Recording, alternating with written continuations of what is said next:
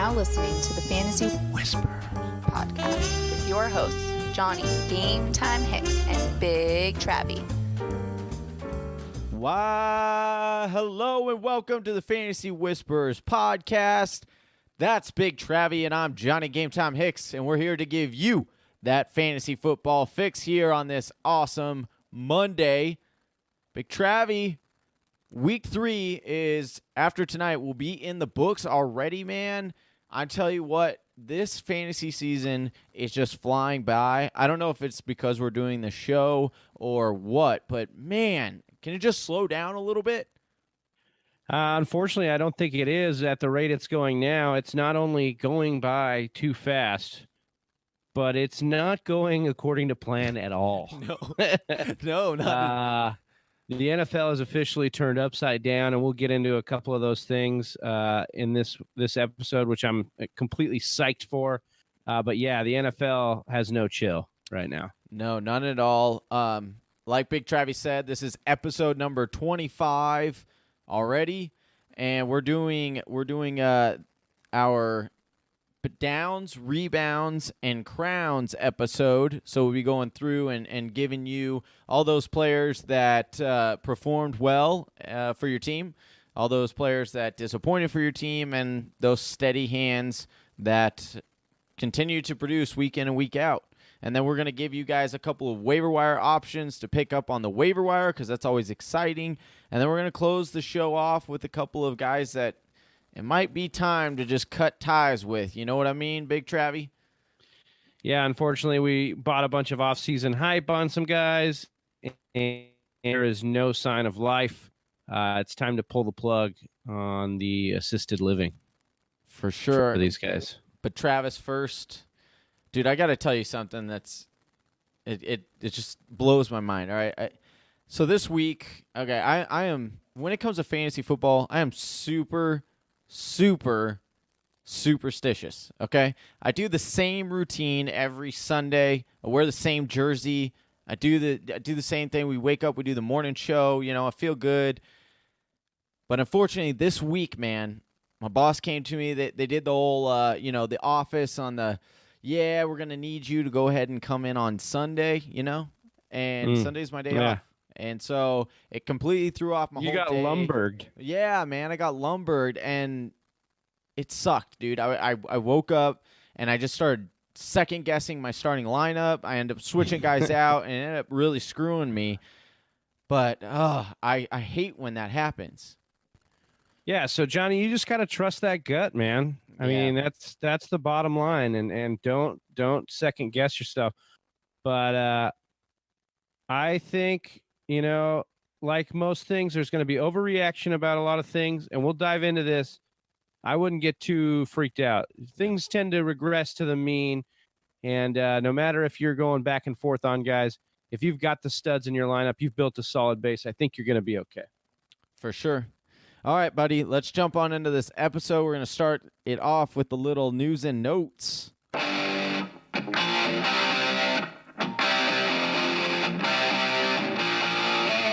News and notes from around the NFL. That's right, Johnny. Our news and notes are brought to you by Fanatic, F-A-N-A-T-I-Q. That's where fantasy meets IQ. If you guys have Apple, iOS, or any kind of Apple product that has the iOS App Store on there, you got to get the Fanatic app. This thing is great, Johnny. It's giving you advanced metrics on every player out there. It's giving you their last 3 game stats, their targets, their touches, their completion percentage, all these great things that you want to see very quickly at the, now that we're 3 weeks in, you get all this information condensed down for you. And the best thing about it, Johnny, is that they are updating this every week, every day. They are grinding on this. So once again, that's Fanatic, F-A-N-A-T-I-Q, and that's in the Apple App Store.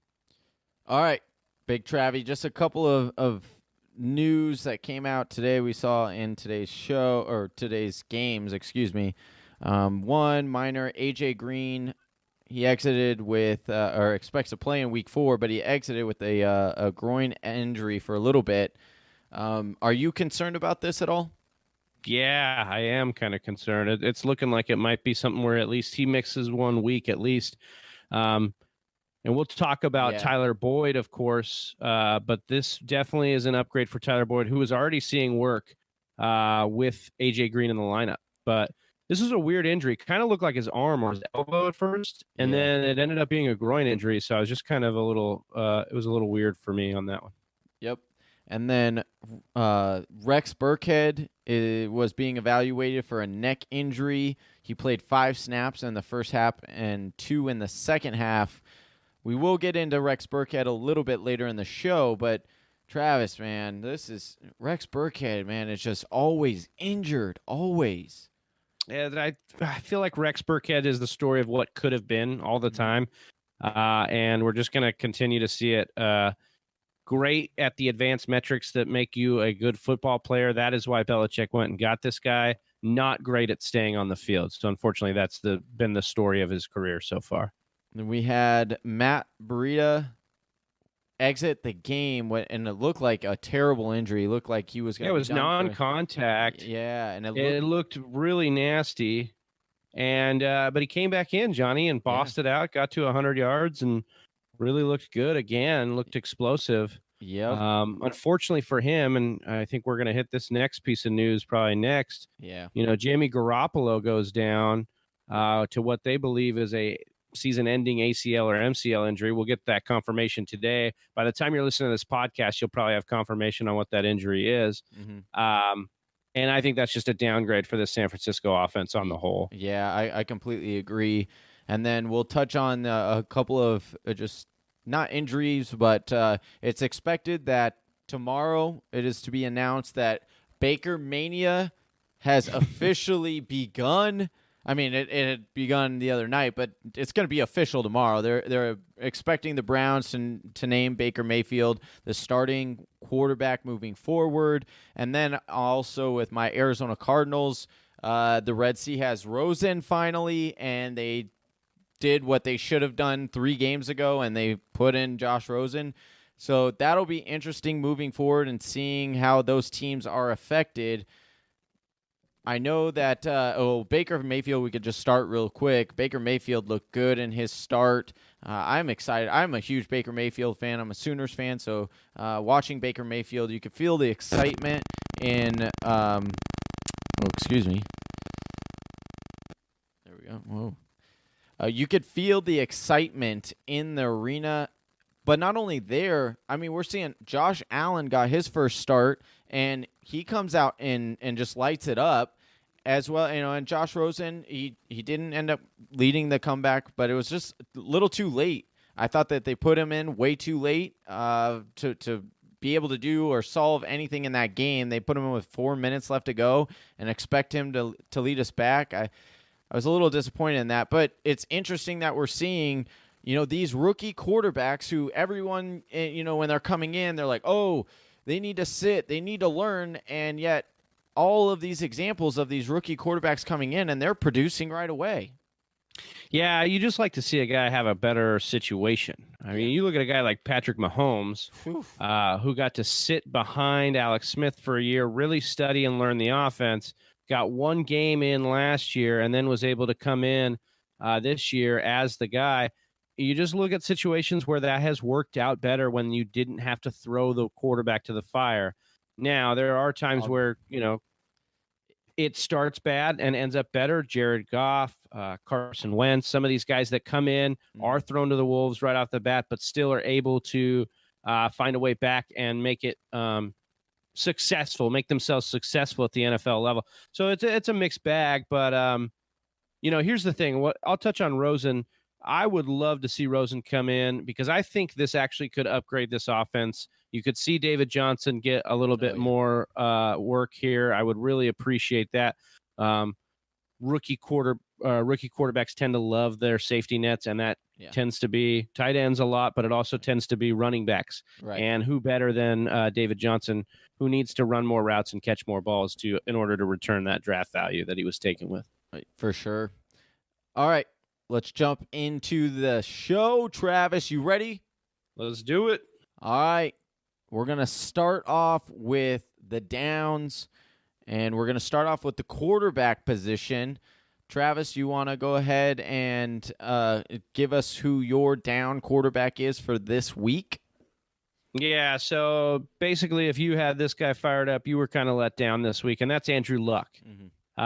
We knew the matchup probably wasn't going to be that great. Philly, although they did get torched a little, by Fitzpatrick, they still are the defending Super Bowl defensive, led team by Jim Schwartz, and they showed it. They really bothered Andrew Luck in this game.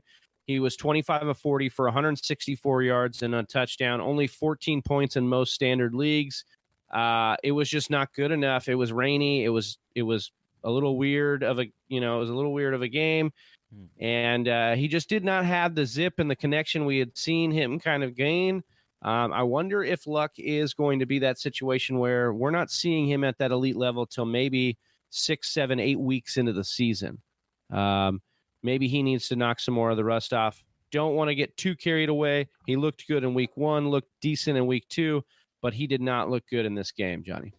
Yeah, and for a second here, I thought about going with Carson Wentz, but I thought I'd give the guy a little bit of slack considering this is the first game action he's seen since his injury. Yeah, I think all week, on Instagram and on Facebook and stuff, we were telling people, temper your expectations on Wentz. Yeah, you would love to roll him out there. We don't have a problem if you're rolling him out there, but if you were someone who had Wentz and Mahomes, there was no reason for you to be rolling Wentz out there. Right. And that was a possibility this year, given that Wentz came in, Mahomes was drafted late. Wentz came in late as well, back from the injury. So if you had a viable option, even Fitzpatrick, I would have been okay with you starting Fitzpatrick over Wentz in that situation. Yeah, so I was going to go with him, but I decided to go with probably the biggest disappointment, not only from the quarterback position, but just from the team position, and that is quarterback Kirk Cousins. Yeah. Big Travy, if I would have told you on Thursday night on our last episode that Kirk Cousins was going to go 40 for 55, you would have thought he would have had a monstrous game. But no, instead he threw for 296 yards, which is that's good. I'll give him that. But only one touchdown, one interception, and a fumble. Two fumbles. Two fumbles. Man, they could not move the ball to save their life. They were turning it over left and right.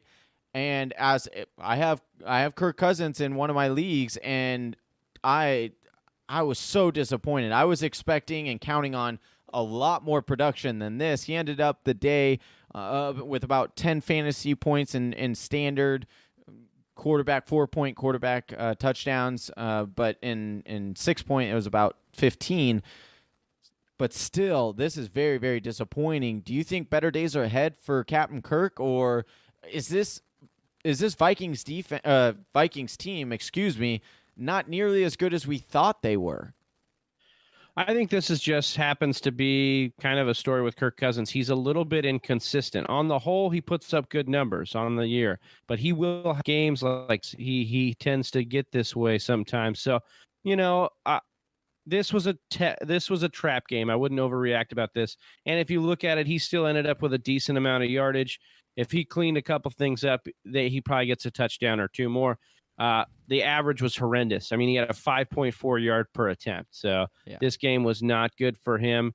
But I still think that I actually think this Rams matchup they have on Thursday night coming up isn't as bad as it looked. And that's because Aqib Talib and Marcus Peters both got banged up in this game. And so for the Rams, so I would actually look at Kirk Cousins having a decent bounce back game on Thursday night. Was there any news that came out about the Peters? Because I know that they were checking him for a torn Achilles, which is not good, nothing's been confirmed on the injury, but it doesn't look good. He needed help. He couldn't put any weight on that. Yeah, not at all. So. And he went right to the locker room. All right, Travis, you want to move on to the running back position? Give us the downs for the running back position. Same game, sticking in that Minnesota game, and this one was just had all the makings for everything right, so we should have known to tell people to go the opposite way. Yeah.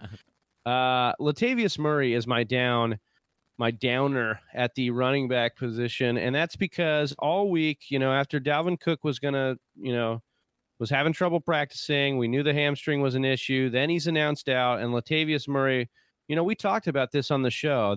Up to this game, the Bills had let 4 running backs in only 2 games score top 30 fantasy points at the position. Latavius Murray was primed for at least a multiple score game, if not yardage. He ran the ball 2 times, Johnny, for 1 yard. Mm-hmm. He got 5 catches for 30 yards on 7 targets. Minnesota only ran the ball 6 times as a team. I mean, this game was horrendous, man. You couldn't unless you were an Adam Thielen owner, who, Adam Thielen needed 19 targets to catch 14 balls to get 100 yards, 105 yards. So this game was just nasty. Latavius Murray, I just want to apologize to the Whisper Nation. I was right there with you. Multiple leagues, multiple leagues, I took Latavius Murray and I put him against, up in there against studs. Like, I remember benching Jordan Howard in a league, and we'll talk about Jordan Howard here in a bit, for Latavius Murray, and this is how he repays me. So well, I have actual audio, Travis, of what they were saying on the sidelines in that game. Boy, that escalated quickly. I mean, that really got out of hand fast. And that's the truth. And the thing is you mentioned letting down the Whisper Nation, and we do apologize for that. But, I mean, nobody saw this coming. I mean, you check any fantasy site, and we talked Latavius Murray about this was on the Thursday, guy. too. Yeah. So, and that was 16.5 points was the favorite. Minnesota was favored in this game. Vegas got this one wrong. I'm blaming this on Vegas. Yeah, so blame Vegas, don't blame us. Right. Who's your downer for a running back, Johnny?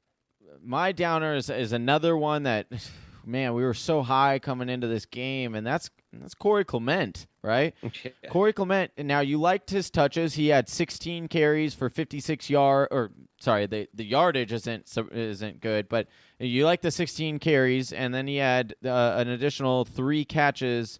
But the yardage was just not there, man. He had 56 yards on the ground, which he averaged 3.5 yards per carry, and then he only had 19 receiving yards, which that was the main thing when they talked about Corey Clement coming in. He's so safe because he has that catching ability coming out of the backfield, and it just was not there. I expected a lot more considering the weapons or the lack thereof in Philadelphia. So this was just a disappointing game all around.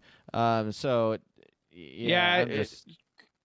kind of what happened with Andrew Luck. This game was a little weird, a little rainy. It was all over the place, defensive battle in most spots.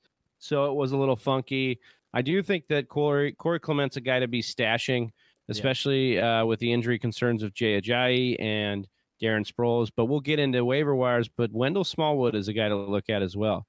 Yeah, in this backfield. But both of those, I think, are worthy stashes. All right, let's jump on over to the wide receivers here. Yeah, going into my downer at wide receiver, basically we have a guy that 1 week you see him and the next you don't. He's like the magic man at wide receiver, and that's Amari Cooper. 5 targets, 2 catches, 17 yards. It's official. Amari Cooper is lost again. Yeah. So if somebody could please find him and return him, we need him to produce again. There's a APB out. Literally. Yeah, I heard a helicopter in the sky was flying around saying, Amari Cooper, where are you? We need to find you because this is just I went to go have my cereal, after the morning games, and he was on the milk carton, is missing. So I don't understand what's going on with that offense. We'll jump more into that as the days progress. I'm concerned on a lot of levels for Amari Cooper. I just don't know if he's going to return that value. He's going to have some games. He's not somebody I'm looking with confidence to put in my lineup.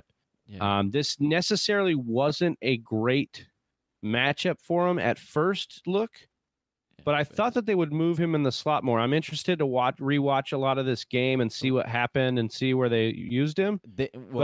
They use Jordy. They've been using Jordy in the slot a lot. So it's like, and we'll talk about Jordy a little later. After week 1, they had used him so much in the slot in week 1, more than he's ever been used in his career. And then with Seth Roberts out for this game, I really thought it was going to be a Cooper show from the slot position. Not so much. No. Well, my guy that's down, probably dragging down your fantasy team for most of this year, and that's been AJ Green. We talked about him in the injury update, but he had 8 targets, which you like the targets. I mean, realistically, 8 targets for a star wide receiver is not a lot, but he caught 5 of them. But for 58 yards, he was targeted in the end zone, which it looked like he might have been able to come down with it, but he ended up dropping it.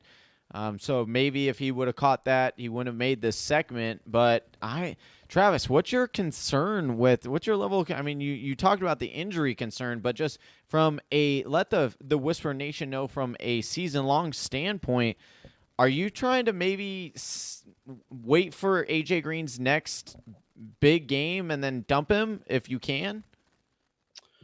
No, I think he's going to be fine on most weeks. I mean, you look at the Thursday night game, he was a monster game. I know that it wasn't sustainable because of the touchdown aspect of it. But AJ Green is a guy that Andy Dalton loves, and I don't think that's going away anytime soon. He's had 8 or more targets in every game this year so far. He's had a touchdown in every game but this one. He also left due to the injury. So just depending on what the injury is like, I think is how you could. And let's not forget, like, Carolina's defense isn't bad. I mean, under Ron Rivera, they consistently field a decent defense.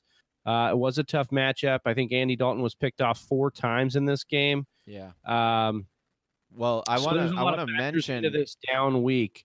I don't know that he's a sell. For me, I like AJ Green's talent. I like his moxie. I think he's a great player. Well, I think an interesting thing, Adam Silva on Twitter, he retweeted. They gave a list of all of the quarterbacks and their number 1 option when under pressure, and surprisingly for Andy Dalton, it was Tyler Boyd was his favorite, targeting 70% of the time when under pressure. So that, for me, when I saw that, and then you pair it with two bad weeks, he's only really had 1 good week, and that was last week. He had the 3 touchdowns, but he is definitely he's on my radar for a little bit of worry there. All right, you want to jump over here to tight ends? Which tight end really was down for you for this week? For me, and this week, and I just have an area of concern coming, just how this season's played out a bit, and that's David Njoku. Listen, 2 targets only on that Thursday night game. 2 targets, 2 catches, 36 yards. I really thought with Gordon out both of these games, you would see him be the main beneficiary, and it doesn't seem to be the case with or without Tyrod Taylor.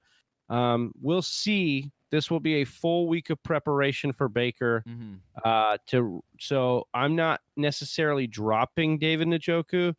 I'm just having a backup plan for him, or being ready to move on, if he can't get it going. Just for me, it's like he was supposed to be this big threat, big part of their offense, and it doesn't look like that's the case. It looks like they want to run. It's Jarvis Landry and maybe the other wide receivers right now. And all right. David Njoku's a downer for me this week, at least. All right, and for me, it's kind of surprising here, but considering where you drafted him and his expectations, Rob Gronkowski, I mean, this is his 2nd week. He had 4 for 5 targets for only 51 yards. Last week, it was a tough matchup, but you're seeing, man, I don't think any team is so starved for wide receivers as the New England Patriots. We saw it again tonight, or last night, on against the Lions. Teams are just straight up double teaming Gronk and playing him like he's a punt coverage guy. And we saw that last week with the Jags. Yeah. And so I think there are better days ahead for Gronk. We talked about, you get Edelman back in 2 weeks, which, to be honest with you, I think Edelman is going to be a very nice, like, that's what this team needs, is Edelman.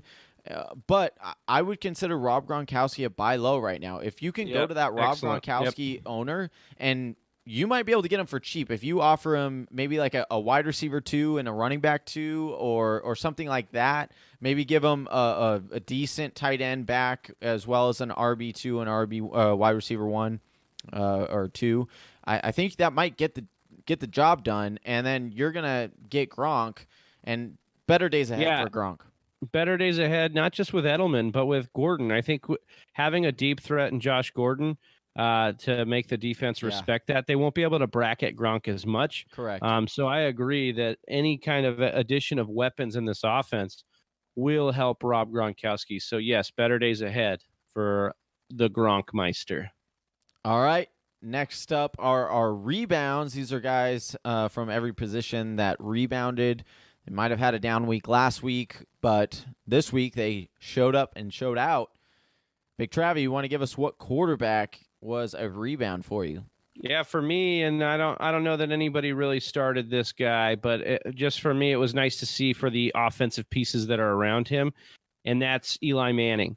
So Eli Manning last Sunday night had a horrific performance on Sunday Night Football, and in this week, he bounced back in a big way, 25 of 29 for 297 yards and 2 touchdowns.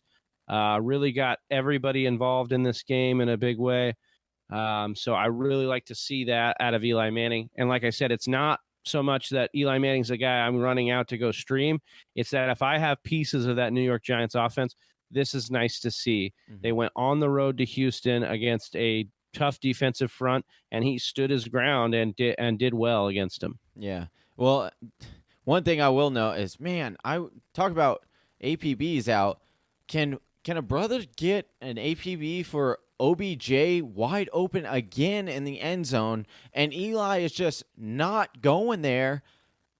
Come on, you're killing me as an OBJ owner. It's like I just get so frustrated because he's just burning these corners, and he looks back wide open, and Eli's not even looking in his direction. It's very, very sad, but Eli did have a good game overall. We saw we saw Evan Ingram exit this.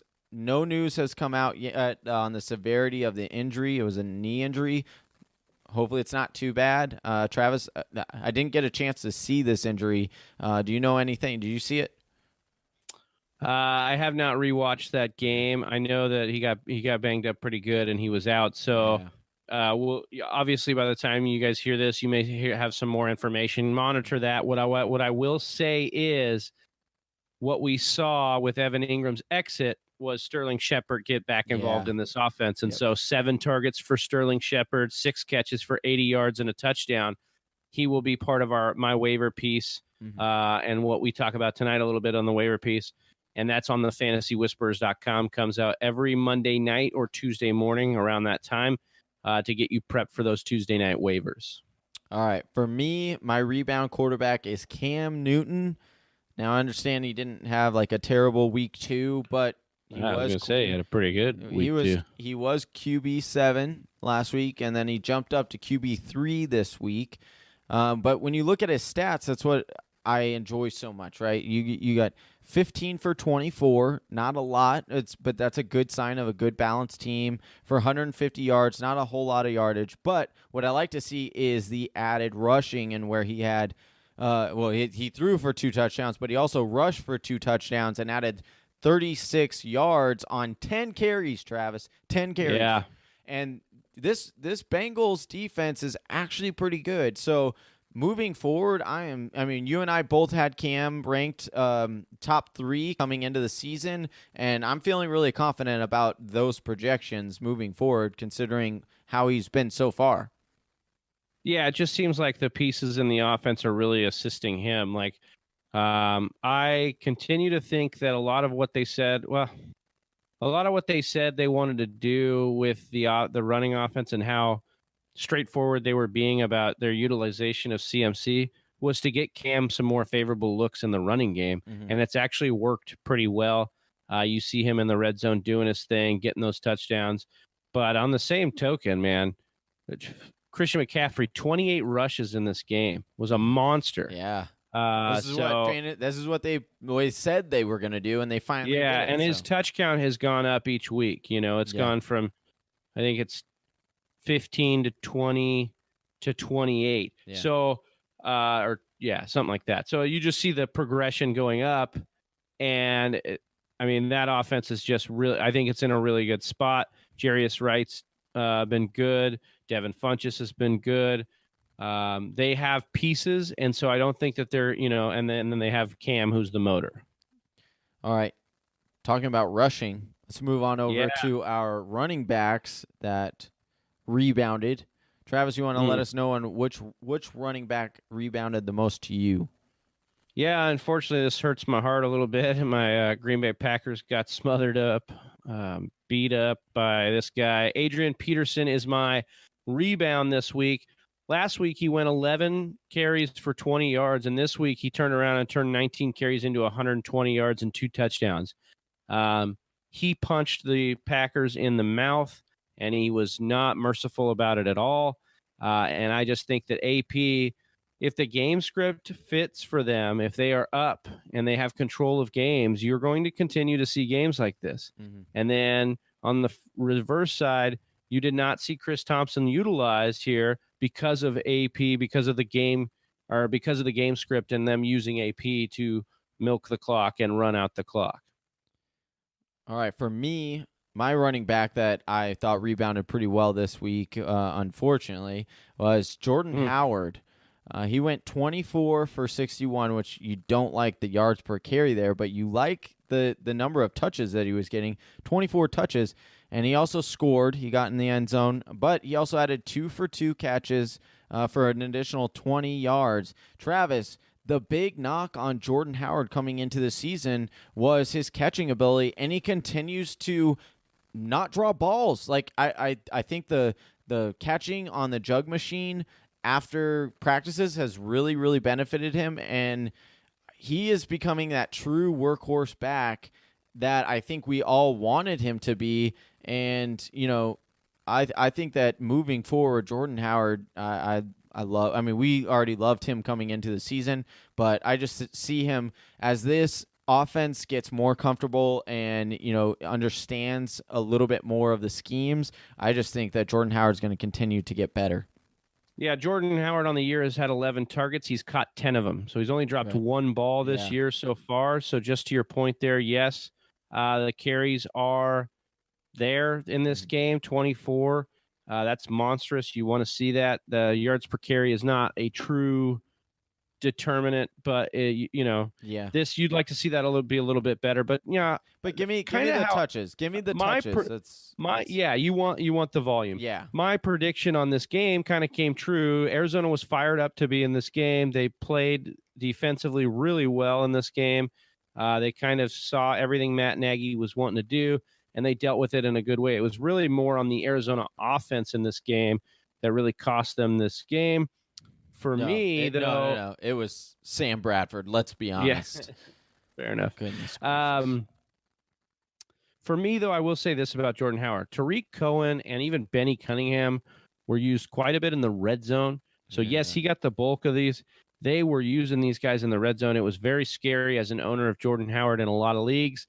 Don't like to see vultures around. But that's the name of the game sometimes, especially with an offensive mind. They like to use a bunch of different weapons. So, Big Travy, if you're a Jordan Howard owner, are you trying to sell high then?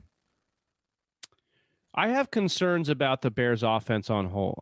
Mitch Trubisky concerns me. I don't know if they're going to be what I thought they were going to be. So I have some struggles with Jordan Howard, but he did score 9 touchdowns last year on a very bad Bears team. So I think that there are better days ahead, especially if he's getting that volume. I would probably stand pat in most cases, unless the deal was really sweet enough. If you're getting an upgrade, anybody's on the table, of course. But I'm not exactly just looking to rush out and sell Jordan Howard. Yeah, I think of anybody on this Bears offense that I'm willing to buy right now, it would be Allen Robinson, and you might be able to get him a little bit cheaper after this game. He was lined up against Patrick Peterson the most of the time, so he didn't have a good game, and you might be able to go to that owner and say, get him for a little bit cheaper. But this guy's been seeing the most targets. He's been Mitch Trubisky's favorite target so far. So yeah, their rapport is definitely there. Yeah. I did have him as a stay away candidate this week because of the matchup with Patrick Peterson. good call. And yeah, he was not as effective as he had been, but better days ahead, obviously, for him as well. All right, let's jump on over to the wide receiver spot here, and give me who your rebound was at the wide receiver position. Yeah, ex-Packer Jordy Nelson came up in a huge wave for the Oakland Raiders this week. Last week, he only had 30 yards. This week, 8 targets, 6 catches for 173 yards and a touchdown. As Johnny noted, they used him all over in the slot as well. And, Miami defends the boundaries because their lockdown corners are pretty good, or their 1 and 2 corners. Their slot corner, not so much. And Jordy Nelson took advantage. They made them pay. And he was just very, very effective, and he'll be in the waiver piece this week for me as a guy that I think people should be looking at picking up, because I think that there's going to be some value in having pieces of this Raiders offense if they're the right pieces, because I do see them being down in quite a bit of games this year. All right. For me, it was Marvin Jones. He had the questionable tag coming into tonight's game. It was a huge gamble if you waited on this, because it wasn't sure if he was going to give it a go or not. But he ended up going out there, and he produced. He had 4 of 6 for 69 yards and a touchdown. Very nice touchdown, by the way. And the reason I have him in my rebounds is because last week he was wide receiver 30, and this week it's looking like he's going to be a top 15 wide receiver, which is what I expect most of the time this season. So I just like all of Matthew Stafford's weapons. I think they're going to be down a lot in a lot of these games. This game was kind of a little bit of a surprise because the Lions actually got ahead really quick, and they were able to control the clock, and so it wasn't as pass happy as we thought it was going to be. But still, you like to see that rapport, and that connection. And 4 of 6, I mean, that's pretty good considering that last year you had 56% completion percentage when thrown his way. So yeah, it's encouraging. It's encouraging to come in and see that him and Stafford stayed on course with each other, and after a bad week they had last week where they did not. I mean, he still scored last week, but they didn't hook up on multiple deep balls last week. So it was nice to see that connection actually thrive there. So moving on to the tight end position, Johnny, for my rebound, I have George Kittle. Last week, only 22 yards. This week, he had 79 yards. He had a touchdown called off the board because of offensive pass interference, but he also added a 2-point conversion.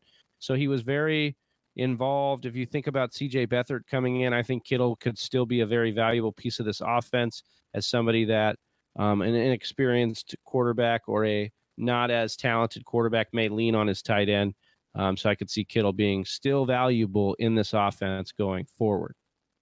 All right, but the tight end position for me is a little bit rough, as the tight end position has been this year. But RSJ, my bromance, got into the end zone. He only had 3 targets. He only caught 1 of them, but it was for 35 yards and a touchdown. I think moving forward, as Josh Rosen continues to be our starting quarterback, I think that, and I also wanted to point out, along with that, I mentioned the Adam Silva tweet that he tweeted out earlier, but in the same token, Sam Bradford, when he was under pressure, the number 1 target for him was RSJ. It didn't, convert into yardage or touchdowns like you would have expected or wanted, but that rapport was there. I expect that rapport to be there with a rookie quarterback moving forward and Josh Rosen. And actually, looking at this game, Josh Rosen looked pretty competent, and he was able to actually move the ball, unlike Sam Bradford, who was looking like he was trying to play hide and seek back there, and more hide than seek. So I think that moving forward, I think I'm going to be a little bit more confident in RSJ and this entire Cardinals offense as a whole. I'm not just it's going to be interesting to see what kind of upgrade Rosen can bring, because he looked like he was putting some zip on the ball. He looked like he was getting he just looked effective. If he can get more preparation in, if he can take it more seriously and get it going, I think that they could have a good shot to upgrade the offense a bit here. All right, Drake Travy, our last segment here before we get into our waiver wire pickups, and that's going to be guys that are hot and producing week in and week out. Travis, you want to hit me with the quarterback that has just been steady Eddie here? Yeah, this was a guy I was not comfortable drafting at his draft stock. No. This was a guy I was pretty wrong on, and that's Drew Brees. I really thought that this team was trending the way it did last year, where it was going to be run heavy, lean on a good defense, and take the ball out of Drew Brees' hands more often than not based on what they were doing last year. This defense is not what we thought it was going to be. And basically that means Drew Brees owners and Michael Thomas owners and Alvin Kamara owners are benefiting immensely because Brees is tearing it up.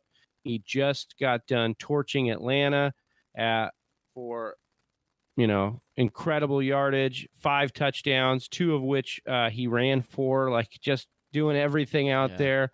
Brees looked great. Michael Thomas looks great. This offense looks like it's humming. It just basically pulled one over on the Falcons. So, yeah, Drew Brees is a guy that I think is going to continue this pace, most likely because I think that defense isn't exactly as locked down as we thought it was. Yeah, but my question is, Big Travy, we've got one more week on the Mark Ingram suspension. Do you think that after Mark Ingram comes back, I mean, we haven't seen – they are 31st right now in running attempts and rushing attempts. Do you think that I think that they'll have games. I think, Johnny, that defense is the thing that scares me. The cornerbacks are getting torched right now. So I don't know if it's going to matter if Ingram comes back to all of a sudden the defense will be better. It's like Ingram's going to be fine. He can catch the ball too. They'll work him in. Like, I think he's going to have good games. He'll have touchdown. Like, they're going to be a high scoring offense. He'll be fine. But the defense, man, it's just happens. I think it's setting up. That's what happens when you have like 3 or 4 rookies last year and they're all hitting their sophomore slump at the same time. And this is the result that you're going to get. And so I do tend to agree with you. And the nice thing is that Mark Ingram does catch out of the backfield as well. So I do see Drew Brees continuing what he's been doing. I think that he's back to the old Drew Brees, which is, what we didn't necessarily believe, but we wanted to, So, yeah, that's exciting for Drew Brees moving forward. For me, Big Travy, it's Matt Ryan, right? Yeah. Like, another guy I was not high on coming into the year. And I will say, and I will give this up to Whisper Nation. I will give a shout out to our Whisper Nation because when we came out with our initial rankings, man, we got blasted because we didn't have Matt Ryan high. And I look back at the numbers. I'm like, I just don't see it. I just can't do it. But yet, this guy is the 3rd best quarterback in the league right now as far as fantasy purposes. I think it's a little bit similar too. And you saw Atlanta's defense get banged up on that first week. So I think you're kind of seeing that play into it too. Like, their defense is not being able to stop people like it did. It's not getting consistent pass rush pressure. And I think that just means that they're going to have to score more. Yeah. And especially in that NFC South, where now it looks like Tampa Bay is a high-flying offense as well. Like, they're going to get a lot of these matchups in the NFC South where they're going to have to chuck it. And so, yes, I think Matt Ryan is a guy that you could be looking at as you can start more often than not this year. Yeah, he went 26 for 35 for 374 yards and 5 touchdowns, Travis. 5. Yeah. He had a monster game. Guess how many of those 5 touchdowns Julio Jones caught? 0?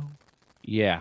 Are you concerned? All right. So I'm well aware of how concerned are you with the you are a Julio Jones owner in our league of record. How concerned are you about Julio Jones? I mean, if you look at it as a whole, you look at the top wide receivers, and other than Michael Thomas, who has been a monster, all the rest of them are way down. I mean, Nuke is DeAndre Hopkins, way down. Antonio Brown has had down weeks. OBJ, he's been okay, but nothing like you would expect. Keenan Allen, nothing spectacular. I'm Julio. Here's my thing, and you could call it being hopeful. I actually think that the emergence of someone like Calvin Ridley and actually Sanu getting more looks, and if they work the tight ends and the backs in, I think it's a benefit to Julio Jones. Yeah. I think if defenses have to start keeping honest on other players, Julio is going to start breaking out. And I think it's just positive regression. The guy's a freak. Every time you see him go deep, he is torching the cornerback. Yeah. I mean, every time. I mean, he had nothing. He had like 40 yards, and he just torched Lattimore for a 50-yard deep bomb that luckily, Matt Ryan could throw. Like that's more of my concern is Matt Ryan. Yeah. Can Matt Ryan consistently get Julio the ball on these deep routes? Because he's left some on the table there. So For sure. positive regression, I think, is coming for Julio. So I'm not all that concerned. All right, let's jump on over to the running back position and guys that for you, Travis. Similar to what we were talking about, Johnny, just now with the wide receivers at the top, it's the running backs at the top. Obviously, Le'Veon Bell not with his team. Zeke, the Cowboys just do not look good right now. Similar to the Cowboys, the Cardinals don't look good, and therefore David Johnson doesn't look that great. But Todd Gurley. Gurley is my crown at the running back position. The guy just continues to be in scoring range, and when he sees the end zone, he gets in the end zone. And that, for me, is he's just invaluable right now. He is the best in the business, and he continues to do it every week. Yeah, he's a stud. And I'll admit, I was a little bit down on him, as a top running back because it's hard to repeat as a number one, but it's looking like he's gonna walk away with this. Yeah, we'll see. It's definitely trending that way. So, all right, for me, it's your boy, not really your boy, but Carlos Hyde, who was the RB15 or better, who's been an RB15 or better all 3 weeks so far in this fantasy season. He is currently the RB6 on the year. We saw him go on Thursday night for 23 rushing attempts for 98 yards and 2 touchdowns. Travis, we talked about the touches for Jordan Howard and how much we like that. Carlos Hyde is getting those kind of touches as well, and I know he's not the most effective with his yards per carry, but they're going to continue to give him those kind of touches. I consistently see him as an RB2 on most weeks or an RB1 moving forward. I'm buying in Carlos Hyde, man. I'm buying into this. I am not surprised that Johnny is buying into every part of the Cleveland Browns because he has the Hard Knocks mania and he has all year. So literally, it's hard not to get into that, man. He was all about David Njoku, who's flamed out. He's all about Jarvis Landry, who he's been. Let's give it a little bit more than 3 weeks on the David Njoku. Oh, but we can give it 3 weeks to make Carlos Hyde your crown. Okay. You bet. I just want to make sure we're keeping it in perspective here. I'm working the numbers so they fit me and my arguments, okay? So, love David Njoku. Was kind of wrong so far on that. Love Jarvis Landry. I was kind of wrong on that. Jarvis, you were right on that. You love Carlos Hyde. I just tend to think that Carlos Hyde has not been a very good runner, except for this last game, which of course works so well. But I mean, they were against story. the Jets, so what? But I do have right here. Here you go. Oh God, yeah. Bless him. Go ahead and bless him then. Go ahead and bless him. Bless him. Bless him then. You're gonna bless him. That's it. That's it, dude. Go on and bless him. That's Johnny's ode to Jarvis Landry there. So hey, it's contagious, it's bro. Contagious, bro. Hey, if Jarvis, if you're listening to this podcast, I love you. All right, I'm just gonna throw that out. If you want to come on the show, anytime, brother. Just if you want to come and replace Johnny. No, if you want to come on, means, if you want to come on the show and bless Travis, by all means, brother. Let's do it. All right. Carlos Hyde, cool. If you want to crown his ass, then crown him then. Yeah. Hey, I got my crown for the wide receiver. Damn field. Now, if you want to crown them, then crown their ass. That's exactly but they are who we thought they were. Hey, and but we let them on that was a true statement for my Cardinals day. But moving forward, we need to get back on track here. Travis. Off the rails. Yeah, off the rails a little bit.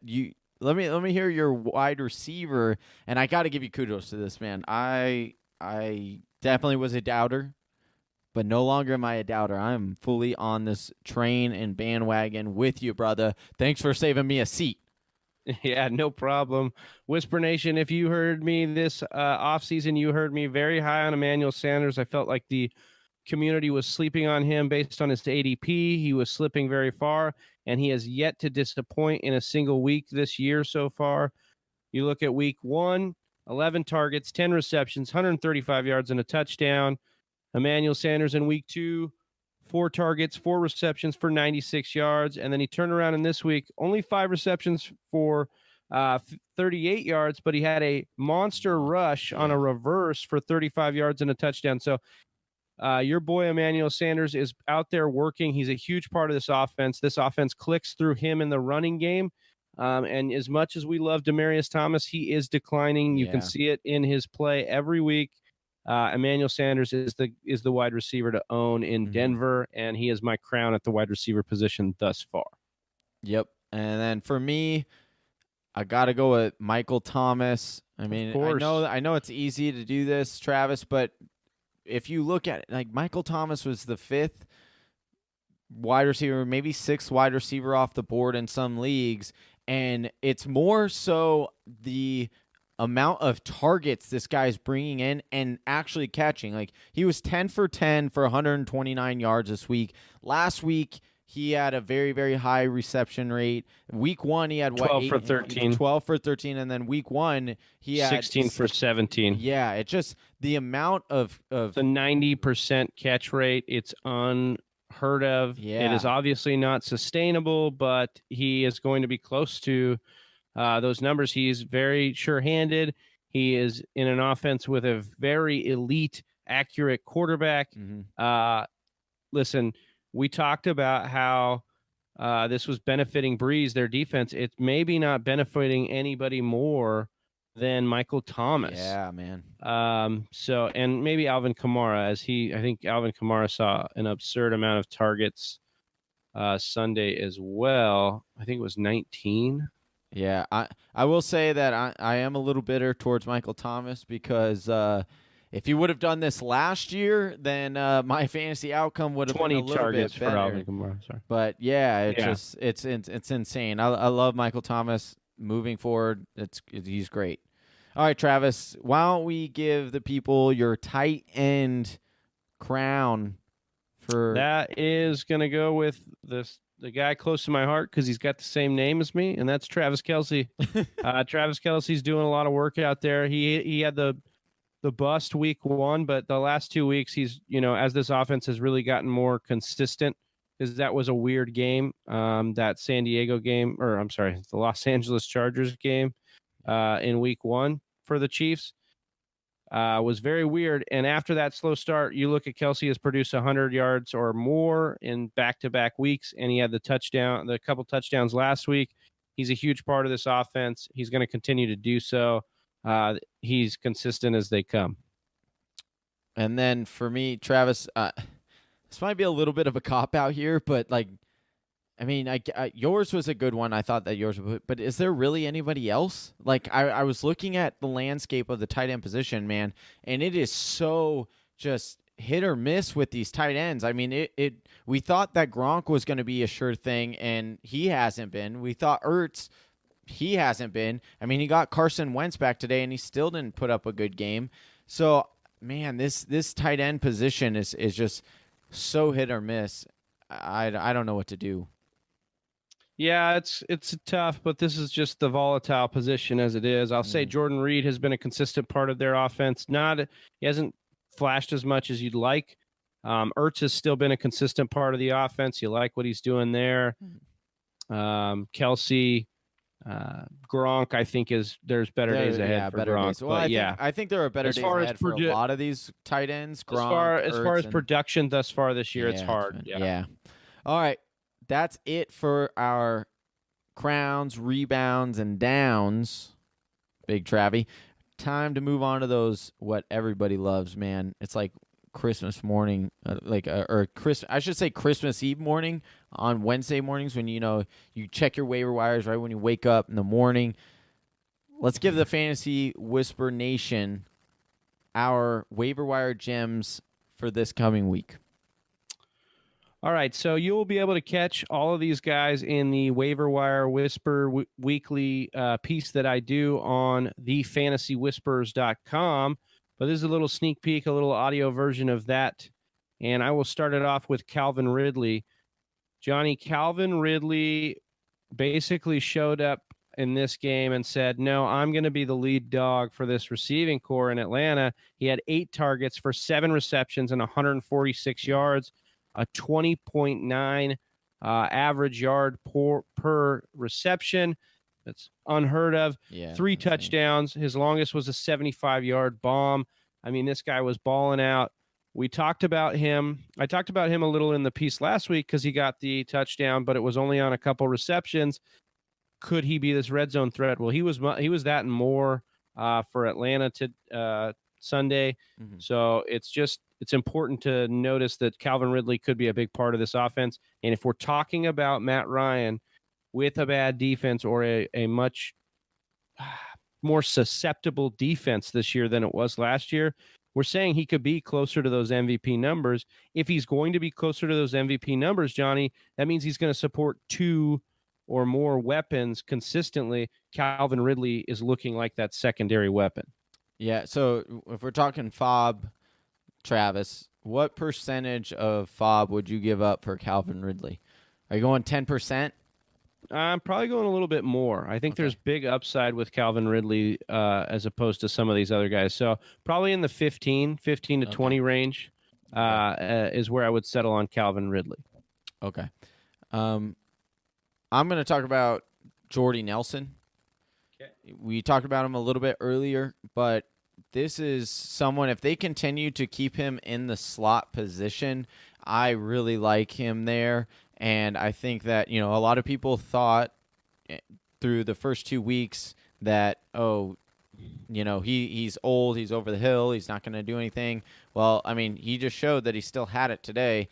And if they continue to keep him in the slot and keep Amari Cooper for some reason outside, which I don't agree with, but if they do, give me that slot receiver for Derek Carr. I know that person is going to get a lot of targets, and so I like Jordy Nelson. Now, I'm not going to break the bank because I can't necessarily. I haven't watched the tape back because I want to see how much exactly he lines up in the slot, but I would probably go 5% on him right now. Yeah, I think 5 to 10 is a safe bet in that area. So it'd be good to take a look at see how that develops. But yeah, definitely want to see. Listen, I think we were in the same boat after week 1 because Cook got all this love in the middle of the field, and we were saying, "Oh, is this going to be the guy next to Amari Cooper that makes the offense work?" I think that there's going to be different games for these guys, so it's hard to spend money on one guy. But Jordy Nelson showed some things today. He was a talk of camp, and it looks like they finally figured some stuff out for him. I don't know how consistent that'll be, but he's definitely worth the ad. For me, I got another guy that I'm going to talk about here, and that's Dallas Goedert. Okay. Listen, the Eagles didn't need tight end specifically in the draft, but Dallas Goedert was the best tight end in the NFL draft this year, so they scooped him up because they love to use multiple tight ends. Mm-hmm. But I think this is actually the best case scenario for him because they are hurting at wide receiver. And so if you are looking for a tight end streamer or some tight end help, I think Dallas Goedert is worth the look. If you look at this game, Dallas Goedert saw 7 targets for 73 yards and a touchdown. He was a big part of this offense, and this is a game where Nelson Aguilar was a little banged up. You saw Jordan Matthews get involved, but there's no Alshon Jeffrey. They're losing wide receivers left and right. They're losing running backs. This is a guy that could be a potential weapon for them, and they won't be afraid to use him. Mm-hmm. And listen, the position itself is so volatile. We just got done talking about it. So what if it's a secondary weapon on the team that loves to use tight ends more than any other team? Yeah.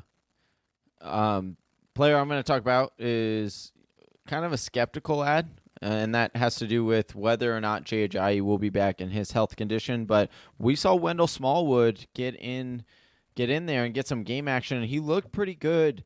Now, I will say he is, he's a fourth string running back. Continue to monitor the Sproles injury, but Travis, this is kind of seeming a little bit hush-hush, which makes me concerned. We haven't seen him since week 1. You had Jay Ajayi go out, and when you look at this offense, they've never really been a one running back type of offense. It's always been somewhat of an RBBC. There is like a lead dog, and then but we've seen multiple running backs have value in this offense because they have one of the best offensive lines in the game. And so if I can get a little bit of piece of that, give me Wendell Smallwood. He might be a little bit cheaper considering that no one really knows at this point if Jay Ajayi is going to give it a go in week 4. Gosh, it feels so crazy. It's going to already be a quarter of the fantasy season. Yeah, man. No escaping it. You're right. So just monitor that, but you might be able to get Wendell Smallwood. You might be able to scoop him up. Maybe not a lot of people are thinking about him because they're like, oh, they think that Jay Ajayi will be back this week, but it wouldn't be bad to throw a couple bucks on him. Yeah, so the last one we'll talk about tonight, just because, we want you guys to check this out. We got to do there's some more stuff to come out, injury news. Mm-hmm. But another teaser guy that we want you to take a look at, and that's Tyler Boyd. We talked about him earlier. Listen, 7 targets for 6 receptions, 132 yards. If A.J. Green is forced to mix anytime, this was a game A.J. Green was in. Mm-hmm. So if A.J. Green is forced to miss any time, which it looks like he may do, even if it's just one game, Tyler Boyd's going to see a big uptick in his production, and he's already got the trust of Andy Dalton. Like Johnny mentioned, when Dalton is under pressure, he looks to Tyler Boyd. So Tyler Boyd will be a nice add for me this week. But going from guys that we love to add, we got to cut people in order to add people. So who are you looking to cut ties with, Johnny? One guy for me is going to be Calvin Benjamin. I was pretty excited coming into the season because I was, Calvin Benjamin was a wide receiver 1 that you were drafting in the 10th or 11th round, and it's just not been there. And so I think it's time to cut ties with Calvin Benjamin. He's not producing. He did get in the end zone last week, but he only had a couple of catches. This week, he didn't do anything either. So for me, I just think it's time to cut ties with Calvin Benjamin. Get him off your bench. Get someone in there like Wendell Smallwood or one of these guys that is in Travis's waiver wire pickups of the week. And, I would much, much rather have Tyler Boyd than Calvin Benjamin moving forward. Or Calvin Ridley. Or Calvin Ridley. Yeah, Jordy absolutely. Nelson even. Yep. Some of the guys I'm looking to cut after off-season hype and they're just not producing. Allen Hurns is a big one for me. Yeah. If you haven't really cut all your Dallas pieces besides Zeke, then you're not doing it right. Yeah. DJ Moore is another guy who got a lot of hype. Yeah. Not a big part of this offense. And just the concerns about that were coming into this year were, is there enough of that wide receiver love in that offense to sustain? Doesn't look like it, at least not this year. I think he could overtake by the end of the year. I just don't see it translating to a lot of fantasy success this year. And then my last one for cuts is Austin Seferian-Jenkins. I really thought he could be a big part of this offense. It looks like that's not the case. It's going to be a lot on the wide receivers and split up. And Keelan Cole has become the number 1 there. Consistent weeks of the target share leader. And then one more, Travis, and I'll give my opinion on it. And I hate to say it because I was really, really high, but I want to know what you're thinking as well, because this might be a little bit quick. But Rex Burkhead, man, this guy is very, very concerning to me. We talked about it in the injury update again for the second week in a row. And then we saw this guy only have 26 receiving yards. He had no rushing yards. They have Sony Michel there. They've got James White there. They've got pieces returning. Josh Flash is coming back, and then Edelman. I don't think it's going to be what we expected coming in, and so I have major concerns at this point. I might try trading him if he has whatever value he has. I don't think he's going to have a lot of value. So I think it might be a cut for me. What do you think? I'm not ready holding yet? Rex Burkhead. Yeah, I'm not cutting him just yet. I do understand the concern, and it's not trending in the right direction. So we're not far off from that. My thing is the depth of running back is not there. You want to stash a lot of these guys, and especially a guy like Burkhead, because you mentioned it. They're an Edelman away. They're a piece away from being that high octane offense again. And then when they are, you're going to want to have a piece of that backfield, or, in some cases, a couple different pieces based on game script games that you can try and project out.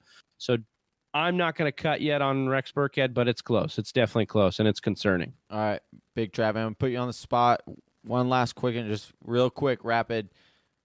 Give the Whisper Nation one guy that they should make a trade target for this week. OBJ is an interesting one. Yeah. If you can get somebody that is looking to sell OBJ, I would buy him, especially the encouraging game you see from Eli Manning, but OBJ didn't really pop. Yeah. He had 100 yards. He had a good targets, but, I like OBJ as a guy you could buy. I'll second that, because if you can go to that owner and that owner is not watching the games like we do, I'll tell you, the yardage is there, the touchdowns aren't, and the touchdowns will come because he is getting open, and Eli's either overthrown him or not seen him wide open. Unfortunately, I love OBJ, but he is a little bit of a diva, and so I expect that one of these weeks he's going to kind of explode about it and be like, what do I have to do? And then Eli's just going to start feeding him. Squeaky wheel will get the grease. So definitely I second that opinion on OBJ. Anybody else, Big Travy, before we get out of here? All right, buddy. I think that's good. All right, well, that's it for our show today. Thank you so much for joining us, Whisper Nation. Until next time, I'm Johnny Game Time Hicks, and that's Big Travy. You can catch our podcast on all platforms, iTunes or Apple Play, I should say, or app. I mixed up Google Play, Google Play, iTunes. or iTunes or Stitcher. You can catch us there, as well as check our videos out on YouTube if you like that kind of thing. And look out for Travis's articles coming out this week. Also catch us on Instagram. We release some really cool remix videos on there as well all throughout the week. Also, shoot us any questions that you might have, and we'll get them on the show. Lineup questions or ad drop, things like that. We'll fit them into the show. We're gonna start doing that on our next show. So thank you guys so much. We really appreciate all the love and support. Check us out. Check out the fantasywhispers.com.